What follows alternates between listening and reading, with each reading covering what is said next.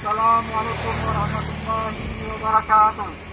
Kami dari Polsek Kurung Raya, Polresta Banda Aceh menghimbau kepada masyarakat Kurung Raya agar masyarakat, bapak-bapak, ibu-ibu, adik-adik dan saudara sekalian, mari bersama-sama kita mencegah penyebar virus corona dengan cara: 1.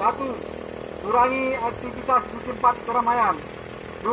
Tidak bepergian ke tempat terjangkitnya virus corona. 3. Masak makanan yang bersih dan matang yang sempurna. 4. Mencuci tangan dengan sabun atau antiseptik. 5. Menjaga area tempat kerja atau gotong royong sekitar rumah. 6. Tingkatkan daya tahan tubuh dengan memakan atau mengkonsumsi makanan yang bergizi. 7. Bila demam dan batuk dan sesak nafas, segera periksa diri ke puskesmas terdekat. 8. Mari kita beribadah dan berdoa kepada Allah SWT agar terhindar dari segala penyakit. Demikianlah yang dapat kami sampaikan kepada masyarakat.